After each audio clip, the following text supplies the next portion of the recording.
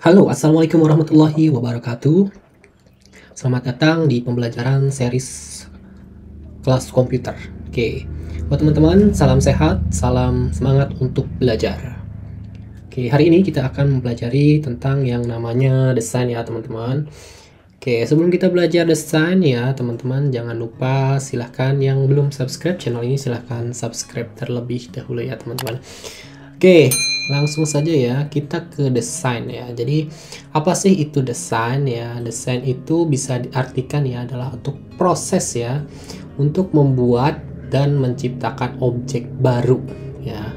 Sedangkan ya kata bendanya itu desain adalah hasil dari sebuah proses kreatif. Ya, desain di sini diklasifikasikan menjadi 4 bagian ya teman-teman. Bisa lihat untuk yang akan kita pelajari adalah desain grafis ya teman-teman. Nah, desain grafis itu apa? Adalah ya suatu bentuk komunikasi visual yang menggunakan gambar ya untuk menyampaikan informasi ataupun pesan seefektif mungkin ya. Jadi nanti teman-teman ya, berarti ketika kita mendesain ya kita harus memperhatikan visualnya ya untuk siapa seperti itu. Nah, nanti juga akan mempengaruhi suatu proses desainnya ya untuk pembuatan warnanya, untuk pembuatan desainnya ya, entah itu fontnya atau dan segala macamnya. Nah, selain itu juga ada yang namanya desain produk ya teman-teman. Nah, di sini desain produk ya teman-teman, tentunya di sini adalah membuat desain untuk sebuah produk ya. Misalkan kita mendesain sebuah botol ya seperti itu. Nah nanti keluarnya itu dalam produk jadi ya teman-teman. Dari mulai desain botolnya, kemudian nanti dia dijadikan suatu produk seperti itu. Oke. Nah, di sini juga ada yang namanya desain interior ya. Jadi teman-teman, untuk desain interior sendiri ya. Jadi untuk menata ruangan ya di suatu misalkan gedung ataupun rumah ya seperti itu untuk tata letaknya. Oke, di sini ada juga yang namanya desain busana. Ya, desain busana yaitu teman-teman mendesain ya busana ataupun tata pakaian ya, entah itu dari warnanya, kemudian jenisnya ya, bahannya. Nah, seperti itu. Oke. Nah, di sini untuk proses desain grafis ya, yang pertama itu ada yang namanya konseptualnya. Ya. Nah, teman-teman, di sini untuk konsep sendiri ya bisa merupakan ya hasil kerja ya berupa pemikiran yang menentukan tujuan-tujuannya. Ya, jadi di sini bisa diartikan teman-teman ya, harus mengkonsep terlebih dahulu ya. Ketika ingin membuat misalkan suatu logo ya teman-teman harus berkonsultasi dulu ya ataupun research ya.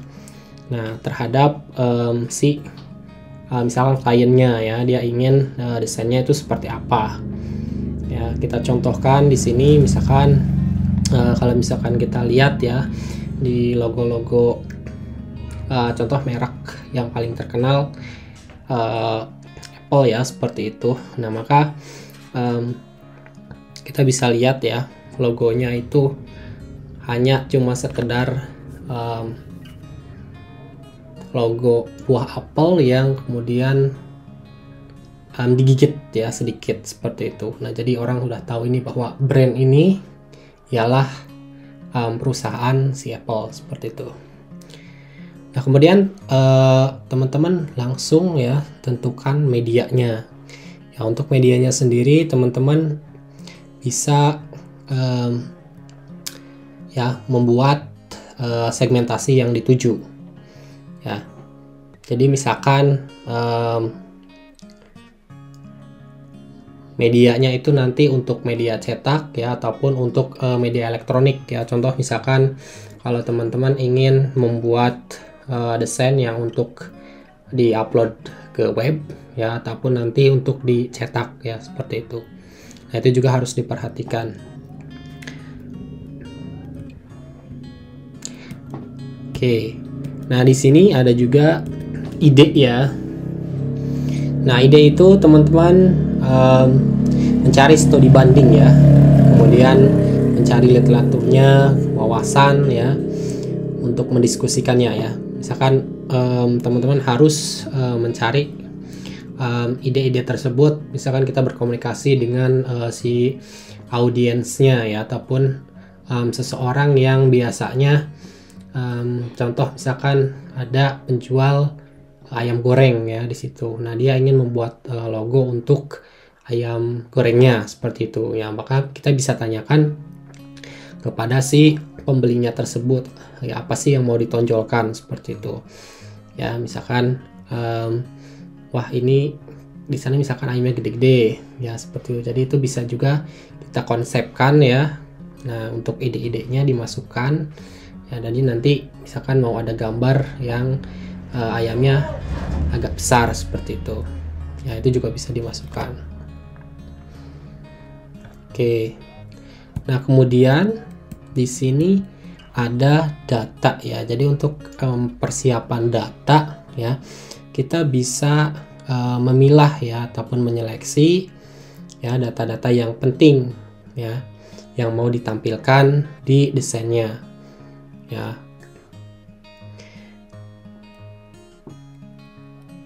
Contohnya misalkan kita setelah memperoleh ide-ide ya, banyak kita riset ya, di situ nanti kita mendapatkan suatu data-data ya dari misalkan si kliennya yang mau membuat logonya, kemudian juga misalkan dari si audiensnya ya, yang sudah kenal betul dengan si klien itu ya. Nah, jadi ada segi-segi yang ditonjolkan tadi, nanti teman-teman tinggal dipilah ya data-datanya yang bagusnya itu seperti apa ya. Jadi memilah dan memilih data-data yang sudah dikumpulkan ya dari research tersebut. Nah, kemudian teman-teman bisa memvisualisasikan ya di sini untuk ya, agar nanti ketika desainnya jadi ya, itu nanti bisa jadi menarik ya. Nah, adapun misalkan faktor-faktornya, nah nanti akan kita bahas di sini. Nah, untuk proses produksi sendiri ya, nanti teman-teman bisa ya langsung untuk membuat seleksi produksinya ya. Oke, nah kita jelaskan satu-satu di sini untuk ini ya. Nah, untuk unsur-unsur di sini komponen desain grafis ya, ada beberapa, yaitu ada misalkan di sini yang pertama ada garis ya. Nah, garis sendiri itu ya misalkan dari menghubungkan antara poin 1 ke poin 2 ya. Kita misalkan kalau tarik poin 1 ke poin 2 itu nanti jadi garis ya, seperti itu. Nah, adapun garis-garis dia di sini secara orientasi kita bisa lihat ya, misalkan garis lurus ya, garis lurus ya, misalkan di sini garis lurusnya horizontal ya, berarti dari atas ke bawah ya. Nah, bisa diartikan misalkan memberi kesan sugesti ya, ketenangan ataupun hal yang tak bergerak ya. Nah, untuk garis lainnya di sini juga ada yang namanya garis lurus vertikal ya, memberi kesan yaitu stabilitas ya, kekuatan dan kemegahan. Ada juga garis lurus miring diagonal ya, jadi garisnya itu miring ya. Nah, di sini diartikan keadaannya yang tidak stabil ya, ataupun sesuatu yang bergerak ataupun dinamis ya. Nah, ada juga garis melengkung ya, ataupun kurva ya. Kurva itu berarti dia misalkan seperti ini ya, teman-teman. Kalian bisa lihat ya, di sini ada panah melengkung ya, hampir seperti itu ya. itu memberikan kesan ya keanggunan ya misalkan, ataupun agak halus ya, seperti itu. Nah, kenapa sih desain grafis itu harus ada unsur-unsur seperti itunya ya, harus paham seperti itunya ya, karena suatu desain itu ya teman-teman, ketika hasil researchnya itu sesuai ya dengan keinginan si klien ya, kemudian nanti hasil desainnya ACC ya, nah maka disitu akan terjadi nilai ya. Nah, jadi untuk pembayarannya juga nanti bagus ya. Nah, jadi teman-teman kalau misalkan minta desain ke seseorang ya, yang tentunya dia sudah ahli ya, dia akan meminta charge yang harganya biasanya ya agak lumayan ya, seperti itu, karena dia harus research terlebih dahulu ya. Nah, dengan adanya unsur-unsur seperti ini. Oke, yang kedua itu ada bentuk atau shape ya. Nah, di bentuk atau shape ini ya, ada yang bentuk-bentuk ya yang dibuat, ataupun unsur-unsur yang biasanya ada di dalam desain grafis ya. Nah, ada misalkan bentuk itu ada bentuk 1 dimensi ataupun bentuk 2 dimensi ya. Tentunya teman-teman sudah tahu ya bentuk 2 dimensi itu seperti apa dan bentuk 3 dimensi itu seperti apa ya. Nah, kalau misalkan teman-teman suka menonton film kartun ya, di situ ada yang namanya 2 dimensi dan 3 dimensi ya, seperti itu. Oke, nah di sini bentuk-bentuk yang efektif untuk psikologi ya, untuk memotivasi audiens juga itu bagus ya. Misalkan teman-teman researchnya, teman-teman misalkan di situ membuat logo untuk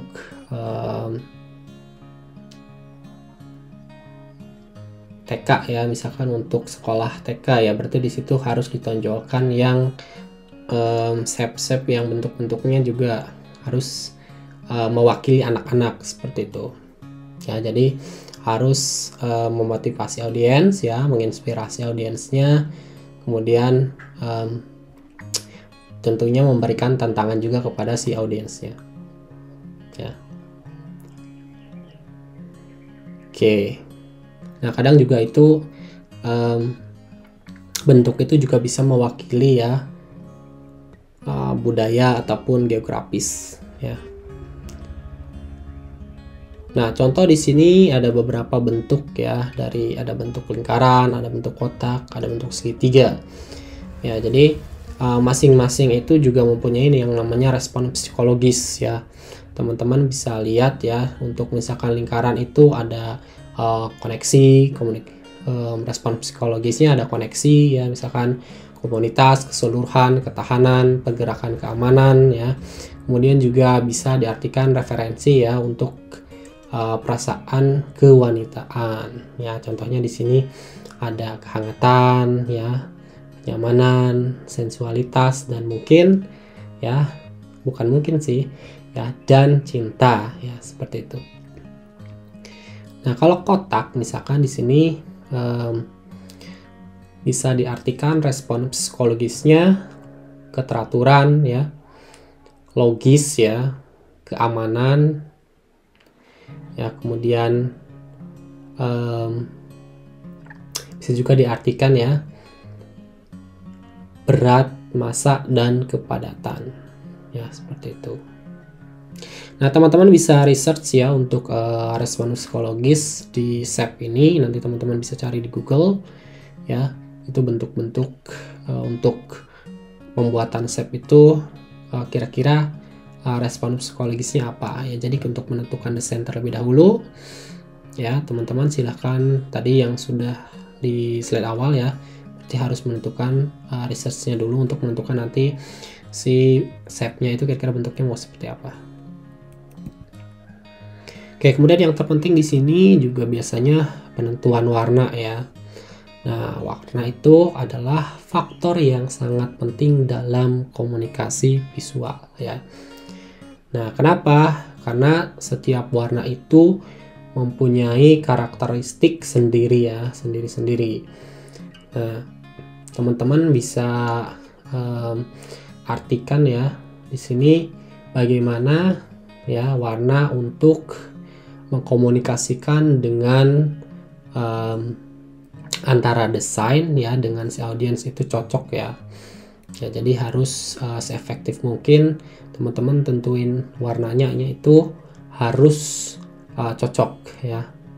Nah, gimana ya pemilihan warnanya? Ya, tentunya nanti harus dapat ya memberikan dampak psikologis, sugesti ya, suasana yang bagus ya bagi yang melihatnya. Ya, seperti itu. Nah, adapun pemilihan warna di sini ya untuk mengkonsepnya, teman-teman bisa membuat kriterianya ya. Yang pertama di sini bisa ambil warna dari warna data ya yang paling dominan ya, misalkan di situ kampus ya, misalkan kampus Universitas 17 Agustus, di situ biasanya yang dominan apa ya, kan di situ ada warna merah ya, ataupun misalkan logo merek ya KFC ya, misalkan di situ juga sama ya merah. Jadi harus ada warna yang dominan ya, seperti itu. Nah, teman-teman juga ya harus menentukan ya di sini contohnya audiensnya ya itu untuk usianya berapa ya. Kalau misalkan dia usianya remaja ya seperti itu, teman-teman bisa gunakan warna-warna yang mencolok ya ataupun cerah ya untuk usia muda. Nah, tentunya juga untuk yang usia lanjut ya, nah, nanti teman-teman bisa kasih ya misalkan putih ya ataupun grayscale. Nah, teman-teman bisa lihat sendiri ya sekarang desain-desain untuk motor, untuk juga laptop ya seperti itu. Kalau misalkan di harganya lebih mahal ya, lebih kelihatan profesional, dia warnanya malah tambah sedikit ya, nggak rame seperti itu. Contohnya misalkan ada warna emas ya, ada warna grayscale ya ataupun abu-abu seperti itu. Nah, itu akan memberikan kesan yang lebih ya, misalkan di mata orang yang lebih dewasa. Oke, nah di sini juga teman-teman bisa tentukan dulu ya untuk pembuatan warna-warnanya. Ya, misalkan mau bikin backgroundnya dulu ya, ataupun nanti kemudian kecocokan antara si background ya dan unsur-unsur lainnya ya untuk proses pembuatan warnanya. Nah, di sini ada juga ilustrasi ya, gambar.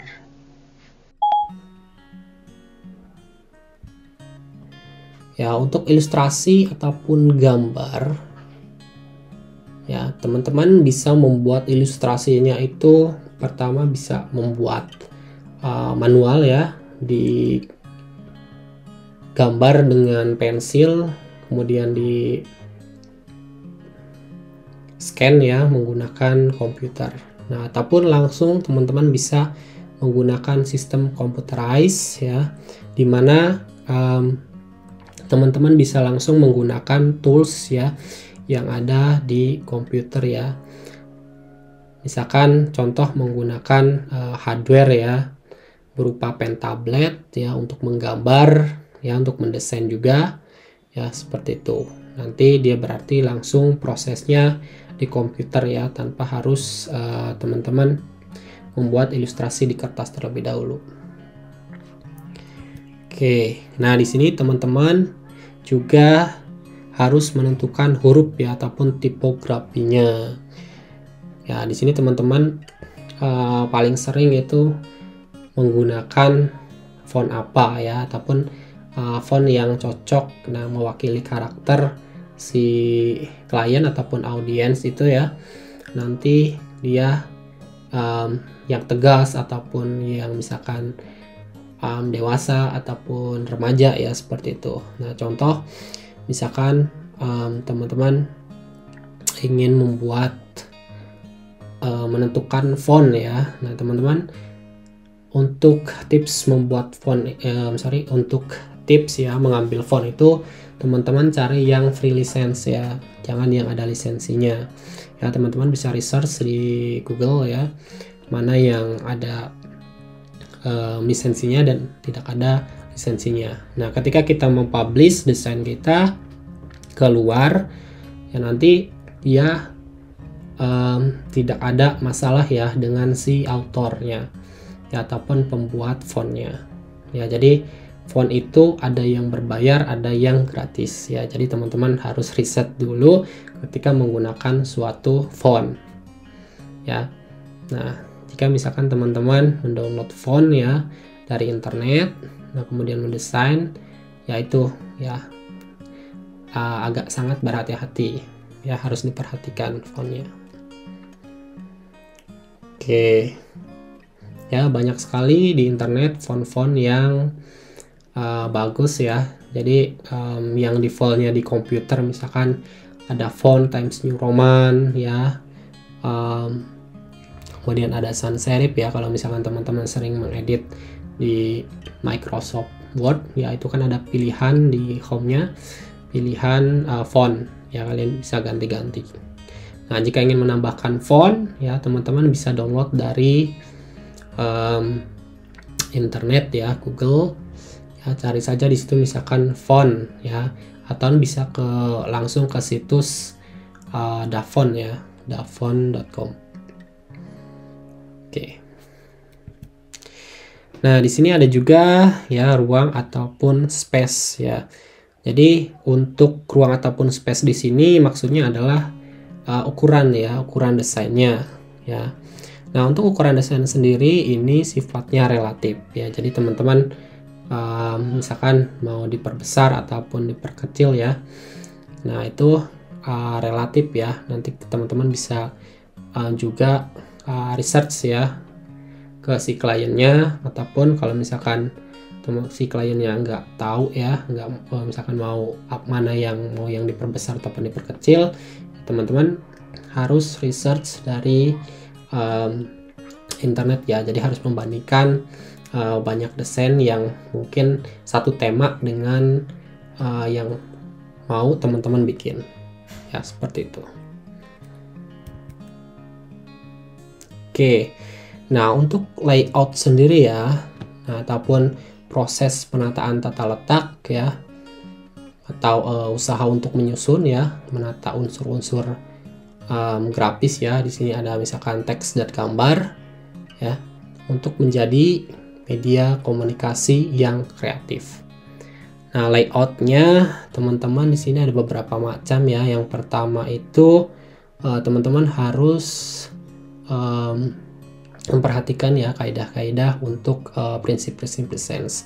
Ya, yang pertama di sini ada yang namanya keseimbangan ya, ataupun balance ya. Jadi teman-teman harus memperhatikan keseluruhan ya komponen-komponen desainnya ya, agar tampil seimbang ya. Misalkan di sini ada keseimbangan simetris ya.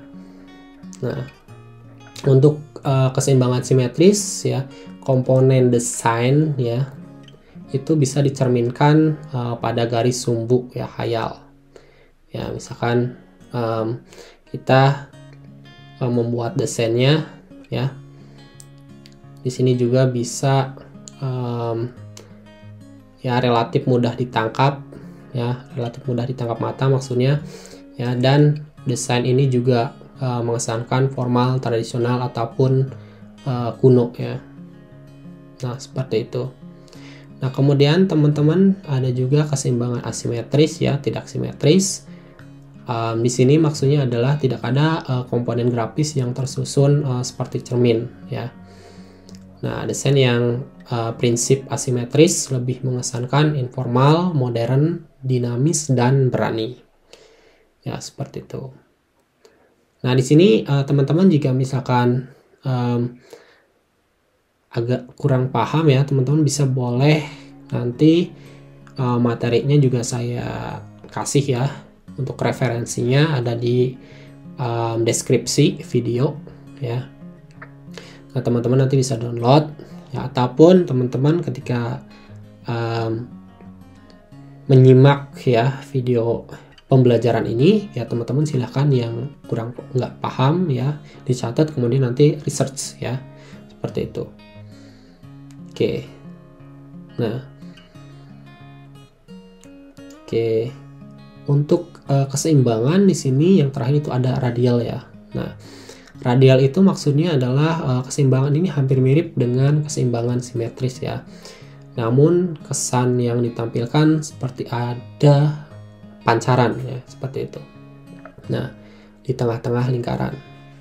Nah, keseimbangan radial sangat mudah ditangkap ya, karena seakan diarahkan fokus ke titik pusat lingkaran ya. Oke. Nah, ada juga di sini ritme ya. Nah, ritme ini teman-teman ya bisa artikan ya pengulangan ataupun variasi dari komponen-komponen desain grafis. Ya. Misalkan di sini untuk bisa ya membentuk urutan gerakan, pola ataupun patternnya ya. Seperti itu.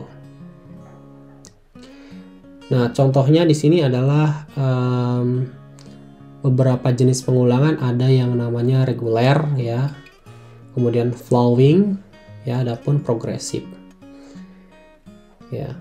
Nah, jika teman-teman misalkan sering mendesain ya, itu kan ada di menu ya, ataupun di Adobe Photoshop itu ada yang progresif juga ya, seperti itu. Nah, maksudnya di sini reguler itu adalah pengulangan ya komponen desain grafis dengan jarak dan bentuk yang sama ya. Misalkan kita membuat border ya ataupun bingkai, nah disitu kan kita harus membuat yang garisnya, titik-titiknya ukurannya sama ya. Nah, seperti itu. Oke, ataupun kita mendesain misalkan lantai ya, itu kan harus sama seperti itu. Nah, jadi kita bisa menggunakan yang namanya ritme reguler ya. Oke, ada juga plowing ya. Plowing itu berarti dia pengulangan bentuk akan menciptakan kesan gerak ya. Ya, dinamis dan mengalir. Nah, pengulangan ini bisa digunakan untuk animasi. Ya, jadi contoh tadi saya kan di slide kedua itu ada animasinya ya. Jadi dia naik ke atas ke bawah ya, seperti itu. Nah, itu adalah maksudnya flowing ya. Nah, untuk progresif sendiri ya, ini maksudnya adalah peralihan ya antar step-stepnya ya, sehingga menimbulkan kesan berproses sedikit demi sedikit ya. Contohnya kotak ya yang berubah menjadi lingkaran ya, ataupun gradasi warna ya, seperti itu ya. Nanti kita akan coba ya praktikan ya di minggu selanjutnya ya. Nah, untuk prosesnya kita menggunakan software desain grafis. Oke. Nah, di sini ada juga yang namanya skala dan proporsi ya, teman-teman. Nah, skala adalah perubahan ukuran ataupun size ya, tanpa perubahan perbandingan ukuran panjang. Ya. Misalkan perbandingan ukuran panjangnya, lebarnya, atau tinggi ya. Sedangkan proporsi sendiri itu ya adalah adanya perubahan perbandingan antara panjang, lebar, ataupun tinggi ya, sehingga gambar dengan perubahan proporsi sering terlihat distorsi ya, seperti itu. Nah, ya, jadi teman-teman di sini ukuran skalanya ya ataupun proporsinya juga harus ditentukan ya. Oke, nah kemudian fokus ya di sini. Nah teman-teman, untuk layout di sini nanti teman-teman harus ada fokusnya ya. Fokusnya itu dia misalkan ke hierarkinya ya. Maksudnya di sini hierarki adalah tidak semua komponen grafis itu sama pentingnya ya. Ya, kita misalkan audiensnya itu difokuskan ya ataupun diarahkan pada satu titik ya. Adapun ya beberapa tahapan fokusnya mulai dari yang terpenting ya, misalkan yang paling dominan di situ apa. Ya, kemudian adapun pendukungnya misalkan subdominannya seperti apa. Dan kemudian pelengkapnya ataupun subordinatnya ya, seperti itu. Nah, teman-teman ya, untuk fokus sendiri selain hierarki di sini ada kontras ya. Nah, kontrasnya adalah penekanan ya.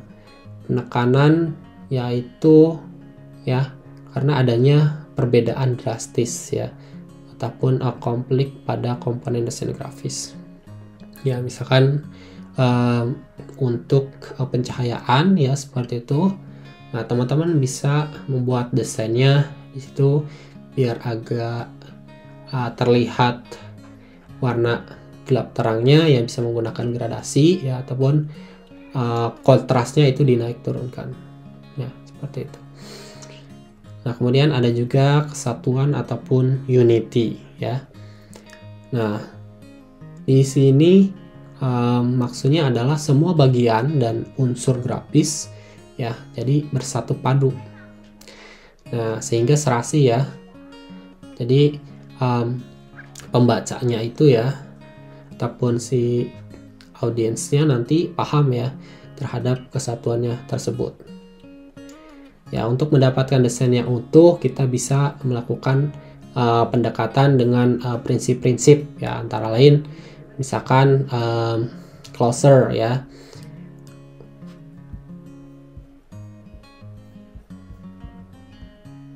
Nah, misalkan closer ya, maksudnya di sini adalah kedekatan dan penutup ya.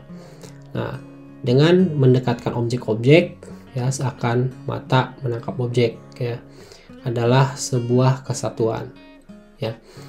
Nah, di sini juga ada yang namanya kesinambungan ataupun continuity ya. Nah, teman-teman, maksudnya adalah ya dengan gambar yang berkesinambungan ya.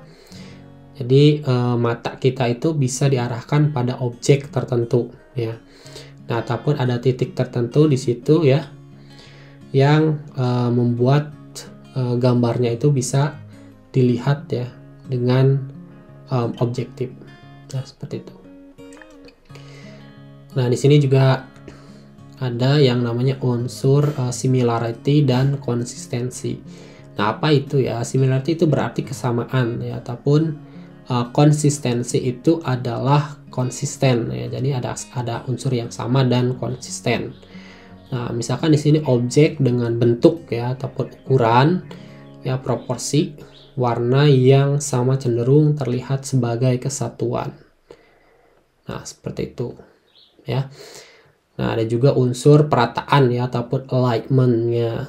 Ya, alignment di sini maksudnya adalah ya dengan penggunaan grid ya ataupun guideline.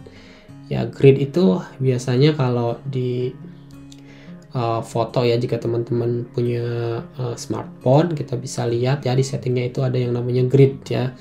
Nah, itu bisa membuat desain kita menjadi rapi ya untuk tata letaknya. Misalkan kalau kita lihat di smartphone kita, ketika gridnya diaktifkan ya, itu bisa teman-teman untuk memotret sesuatu itu akan ada misalkan dia mau diletakkan di tengah ataupun di kanan gambar ya. Jadi seperti itu untuk objeknya ya. Misalkan kita mau memotret seorang ya sebagai objek. Nah, objeknya itu dia bisa diletakkan di tengah, di kiri ataupun di atas ataupun di bawah ya, seperti itu. Nah, tinggal mengikuti garis horizontalnya ya ataupun garis vertikalnya ya. diagonal ataupun kurvanya seperti itu. Oke.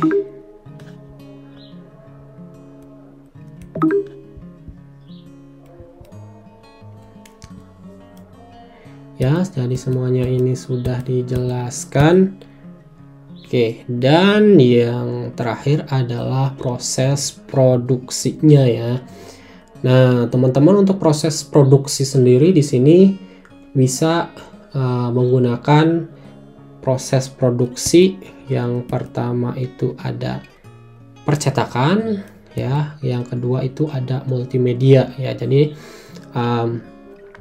desainnya itu nanti masuknya dia ke percetakan ataupun ke multimedia dan web ya. Nah, di sini maksudnya produksi itu ya setelah desainnya selesai ya, nanti teman-teman untuk desain percetakan ya, di sini teman-teman harus di proofing terlebih dahulu ya. Maksudnya adalah di print preview ya sebelum dicetak ke mesin. Jadi hasil desainnya teman-teman ya harus dilihat dulu ya, ini udah oke apa belum ya secara rinci ya, seperti itu ya. Kalau misalkan udah final ya, sudah tidak ada yang namanya revisi lagi ya. Nah, biasanya kan dari audiensnya ya ataupun klien ya, dia minta beberapa revisi ya. Nah, kalau misalkan teman-teman sudah menjadi profesional ya di bidang desain grafis ya, biasanya itu kan ada yang namanya revisi ya. Misalkan revisinya hanya 2 kali ataupun 3 kali ya. Setelah itu kalau misalkan minta revisi lagi, misalkan kena charge 50% ya, seperti itu. Oke. Nah, jadi harus ada bentuk finalnya ya. Nah, untuk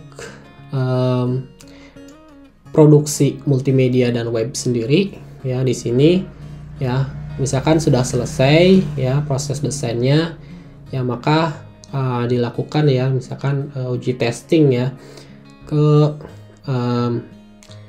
bentuk multimedia dan websitenya ya.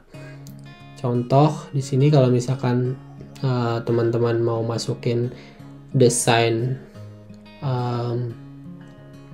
flyer ya ke Instagram, berarti dia kan harus sama rata ya, karena bentuknya di situ kotak ya, berarti kita buatnya itu harus kotak ya. Bagaimana jika misalkan ada desain yang nggak kotak ya, seperti itu, berarti di situ harus dilakukan yang namanya